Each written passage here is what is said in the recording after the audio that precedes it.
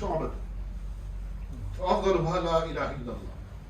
The Iman has 77 branches, or more than 70 branches.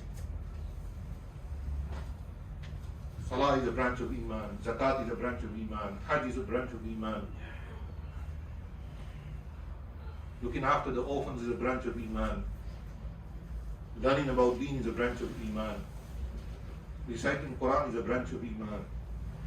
And Nabi Sallallahu Alaihi Wasallam said, فَأَدْنَاهَا إِمَاتُةُ الْأَذَى عَنِ الطَّرِيقِ. The lowest branch of Iman is to remove something that can harm somebody or something. Nabi Sallallahu Alaihi Wasallam said. How many of us we remove something if we see it on the road? Do we take that into consideration that this can hurt somebody? It's a branch, or it's a piece of glass. This is something that we have to think about. That there's these small things, very small things that we don't give much thought to. This could be our salvation to Jannah. Because this is not I and you speaking, this is Rasulullah Sallallahu Alaihi Wasallam. So Nabi Sallallahu Alaihi Wasallam said that one of the branches of Iman is one haya'u shu'batun min al-Iman. To have haya inside one, or to be bashful. A person who has haya, he will be saved from a lot of things. You know, when I tell the kids, when I teach them, that when we were kids, we went to school in England, we used to go to play sports, you have PE day. I say to them that in PE, because it was a mixed school, everybody used to go there, blacks, whites, Asians, Muslims, non-Muslims, everybody. So when you used to go for the shower, everybody used to go to the shower. So the Muslim kids, and generally the Asian kids, they would not take everything off. They would still have their underwear on and going to the shower. And the non-Muslims, especially the British, white British, and others, they would laugh at us. You say, hey, you're scared to take a shower naked. It wasn't that. It was that we were inculcated from a very small age, when we used to go to madrasa and our parents, that you should not walk around naked. And nobody should see you naked. This is part of Iman. Not to be naked. Allah subhanahu wa ta'ala says, Ya bani Adam qad anzalna alaykum libasan yuwari sawatikum wa risha. That Allah has sent upon us clothes so that we wear them and we cover ourselves. What happened to Adam alayhi salam when he did the mistake? The first thing Allah subhanahu wa ta'ala did was He removed the clothes of Jannah from them. So what did Adam alayhi salam do? He walked around naked. He was not a nudist. Adam alayhi salam was a Nabi of Allah. Immediately he tried to cover himself with leaves of Jannah. Al-Haya ushawbatu min al-Iman. Islam says Haya is a part of Iman. So we should have Haya in us. That Haya, when we see something wrong, we turn our gaze down. قُلْ لِلْمُؤْمِنِينَ يَغُضُّوا مِنْ أَبْصَارِهِمْ وَيَحْفَظُوا فُرُوجَهُمْ. Tell us, Muhammad sallallahu alaihi wasallam, tell the mu'mineen to lower their gaze. When you lower your gaze, then you will do hifadat of your private parts. وَيَحْفَظُوا فُرُوجَهُمْ. This is Quran. This is Quran telling us. Before the ayat comes for the women, the ayat comes for the men. After that, the ayat comes for كُلِّ الْمُؤْمِنَاتِ يَغْضُضْنَ مِنْ أَبْصَارِهِمْ وَيَحْفَظْنَ فُرُوجَهُنَّ وَلَا يُبْدِينَ زِينَتَهُنَّ إِلَّا مَا ظَهَرَ مِنْهَا. So this is all part of our Iman. And Haya is part of the Iman. So Nabi sallallahu alaihi wasallam said that the person who comes with one good deed, Allah will increase at least his one deed to 10 deeds. And He will give him the ajr of 10. And if he does 10, Allah will give him the ajr of 100. But we don't think that. That's why we lacked it. Everybody is not rich. Even in the Sahaba, they were poor, they were middle class, they were rich. The super rich in the Sahaba were two: Abdurrahman bin Auf and Sayyidina Uthman radiallahu anhu.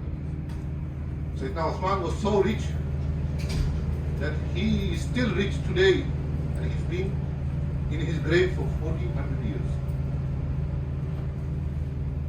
He's been in his grave for more than 1400 years.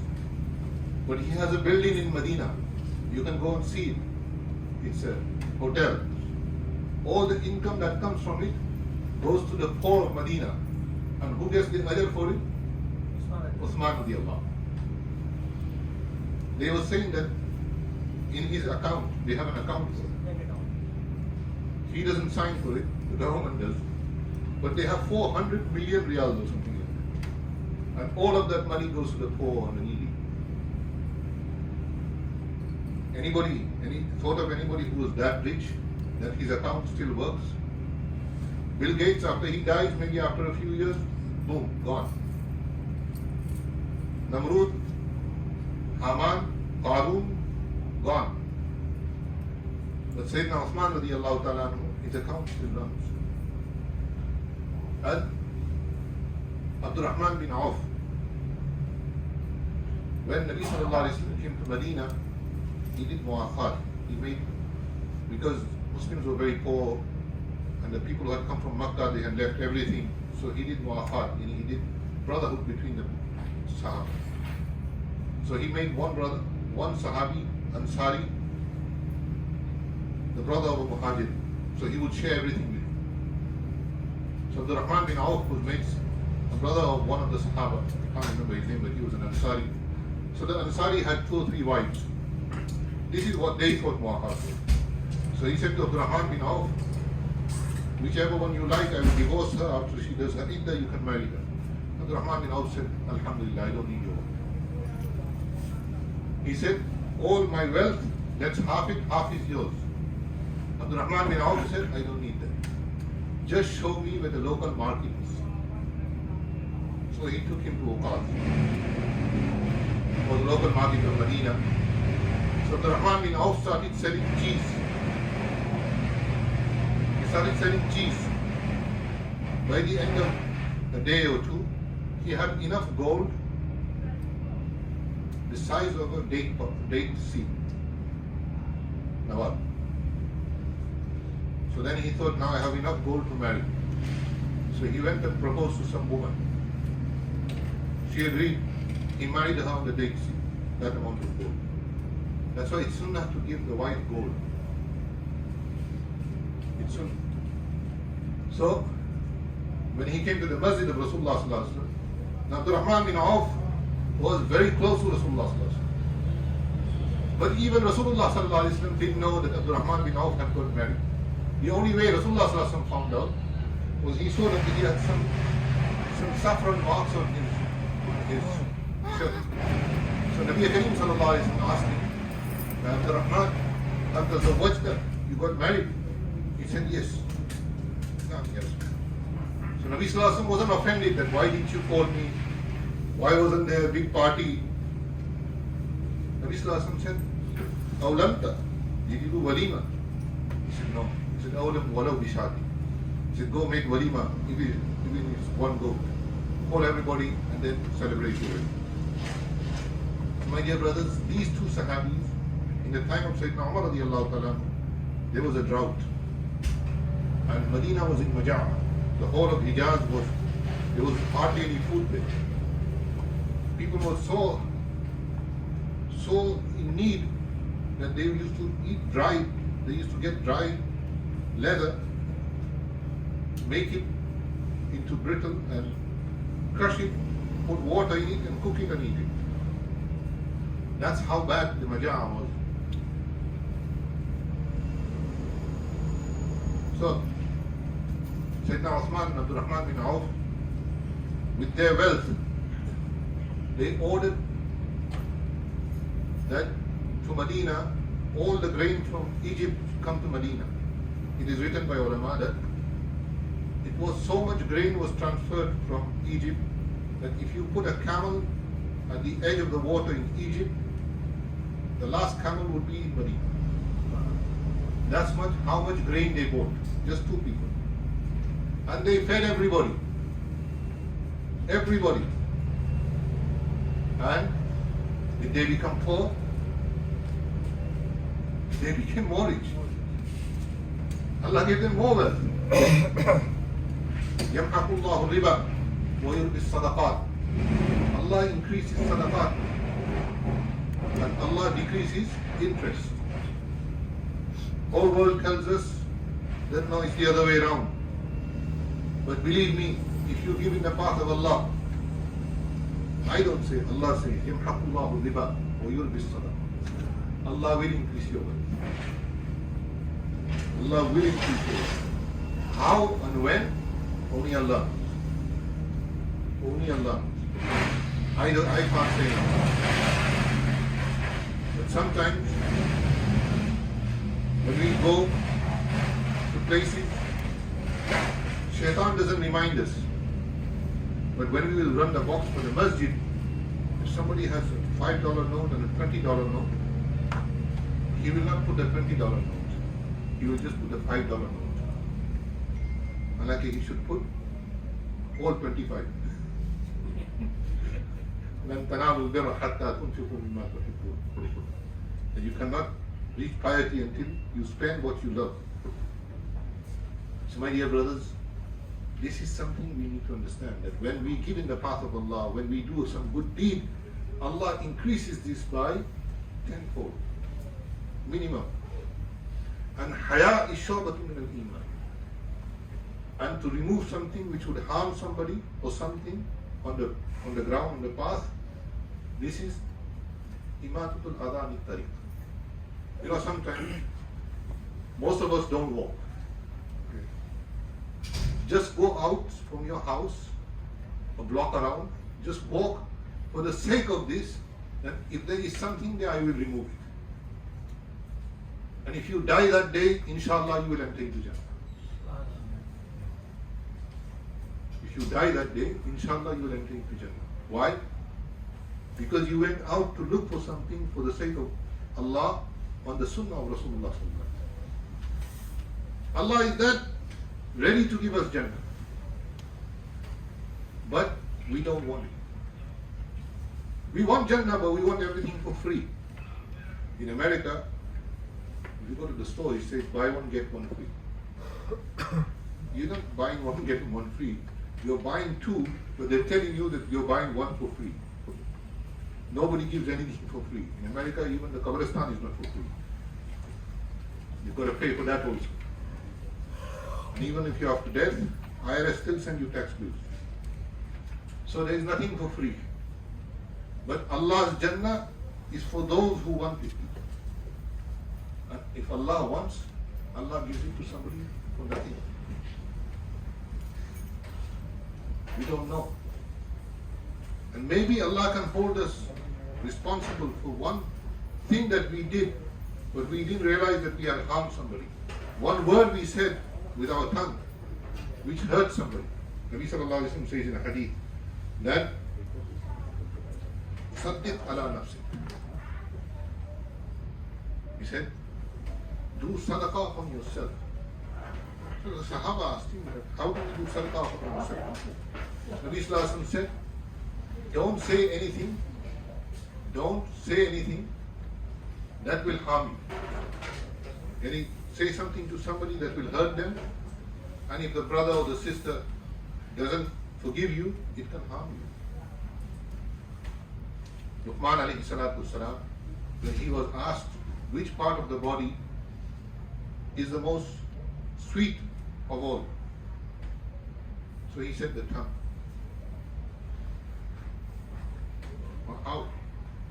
He said with the tongue, if you do salam, when you do salam to a Muslim, you say assalamu alaikum, he says wa alaikum assalam wa rahmatullah wa barakatuh. On each word that you said assalamu alaikum wa rahmatullah wa barakatuh, on each word you got 10 virtues, 10 nakis. And 30 nakis you got on saying Assalamu alaikum wa rahmatullahi wa barakatuh.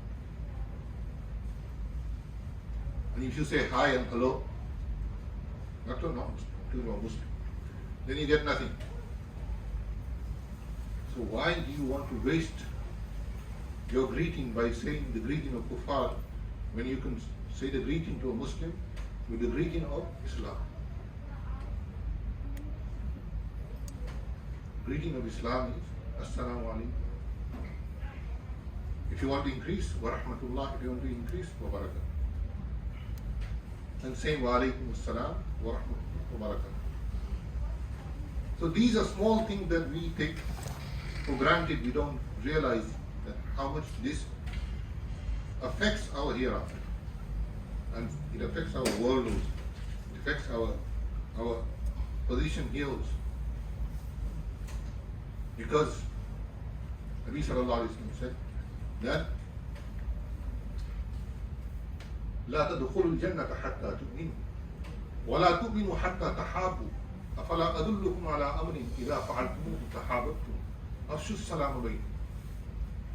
That you cannot be a mu'min, that you cannot enter into Jannah, لا تدخلوا الجنة حتى تؤمنوا, until you believe. ولا تؤمنوا حتى تحابوا, and you cannot believe until you love each other.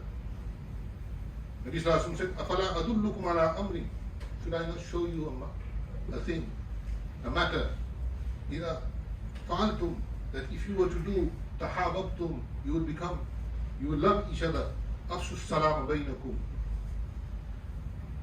say salam to each other. Quran says, لا تدخلوا بيوتا غير بيوتكم حتى تستأنسوا وتسلموا على أهلها. That, oh people who believe, don't enter into your homes or anybody's home until you don't do salam. In a riwayat in Tabarani, that if somebody has a lot of debt on their head, one of the things that they can do to decrease the debt is that when they go home, inside their own home, they say Assalamu alaikum, even if nobody hears you. And then do Salat ala Nabi sallallahu alaihi wasallam, and then read Surah Ikhlas. If you have the depth of Mount Ir, it's a mountain in Medina, Allah will remove that from you. Now how many of us do that? We always complain. Try it. And there's another dua, that Allahumma qini bi halalika an haramika wa aghnini bi fadlika amman siwak. Sayyidina Ali radiyallahu ta'ala reports this hadith, that anybody has debt to the amount of Uhud, Allah will remove it. But this is with Iman, in your faith in Allah. A little while ago I saw a clip, somebody sent me a clip, that a person was in the desert. He was a pious person, he used to do Salah, everything. So he came to a well. When he came to the well, he was thirsty, but there was no bucket, no rope, nothing to take the water out. And when he looked into the well, the water was 20 meters down. Now he cannot go down, so he had an amama like me. So he took his amama off and put his shoe, tied his shoe and tried to get the water, but obviously his amama is not going to be 20 feet. So he didn't reach. Now he's sitting there. What do I do? All of a sudden, a gazelle came from somewhere. So the gazelle looked at the water. The water is deep in the well. The gazelle looked up towards the heaven. Immediately the well came into action. The water started to rise. The water started to rise. And the gazelle started to drink from the water. He drank from the water also. Then he complained to Allah, that, oh Allah, I am ashraful makhluqat, I am the best of your creation, I am human, and for me, you didn't put the water up. And this is a creation of yours, it's a gazelle, we eat it. And you gave it water. Immediately, Hatif al-Ghaibi came, and a voice came from the heavens. You relied on your amama and your shoe. It relied on me. Subhanallah. It relied on me. You relied on your amama and your shoe. We rely on our dollars in the pocket and the credit card. And we rely on the bank account. And we rely on everything else. Do we rely on Allah? Do we rely on Allah? Do we ask Allah that, oh Allah, I'm in this musibah. Take me out of this musibah. How many of us call towards Allah on a daily basis? How many of us take out time in a day? We have time to look at Google. We have time to look at our emails. We have time to look at all our programs that we want to see. We have time for everything. But we don't have time for ourselves. We don't have time for ourselves. You see, most of you sitting here now are thinking, when does this guy be quiet so we can go? Huh? Enough lecture. But you're sitting here and listening because I'm conveying the word of Allah and His Rasul sallallahu alaihi wasallam. This is your time that you are earning. You're not wasting it. You're earning something. Inshallah, if one person does amal, that's my akhirat. One person goes from here and does salam to somebody, and they do salam to somebody, then my Jumu'ah khutbah is done. It's worth it. See? So my dear brothers, Allah says, "Man ja'a bil hasanati falahu ashru amsalha, wa man ja'a bis sayyi'ati fala yujza illa mithlaha, wa hum la yuzlamun." If we bring one good deed, Allah will increase it. Allah will increase it. So the good deed doesn't have to be a great deed. How many of us made dua for those people who died in the building that collapsed? How many of us made dua that, oh Allah, have mercy upon them? Oh Allah, save those who are there, inside there. We can't go there, I understand that. But how many of us have concern of that? Maybe they're not related to us, nothing. But as humans, we should have concern. How many of them have gone without iman? And all of us, every single one of us, is responsible for that. It's not, Allah will not let us go easy on the day of judgment. When we will say we went to America to earn money, we made lots of dollars, we had 7-Elevens, and we had subways, and we had this and we had that. Allah will say, how many people did you say, "Qul la ilaha illallah, Muslim"? How many people did you show iman to Islam? What can we answer on the day of judgment? See, we think that this is the responsibility of so and so. It's not my responsibility. It's everybody's responsibility. Every Muslim. We are charged with this. It depends on how and what, but we all have to do something for Deen. So may Allah give me tawfiq also. Inshallah, as you know, that Dhul-Qadah is coming soon, and this is the month of Hajj also. Unfortunately, nobody can go to Hajj, but Allah says, وَلِلَّهِ عَلَى النَّاسِ حِجُّ الْبَيْتِ مَنِ اسْتَطَاعَ إِلَيْهِ سَبِيلًا. Hajj is still farad. The person who Hajj is farad upon, if they haven't done Hajj, make niyat inshallah. On the first opportunity you will do Hajj. If you haven't done Hajj. If you have done Hajj, make dua to Allah, take me again. Because Nabi Sallallahu Alaihi Wasallam says that the one who does Hajj upon Hajj and Umrah upon Umrah, Allah forgives his sins and Allah gives barakah in his rizq. So we should make dua to Allah subhanahu wa ta'ala that Allah remove this COVID from all of us, from the whole world, and Allah opens His house for the whole world, so that people go for Umrah and Hajj, that people do Tawaf of Baytullah, because when we go to Hajj or Umrah, we represent our whole area. We just don't do Hajj for our own behalf. Yes, the Hajj is for one person, but he represents his own area. She represents their own area.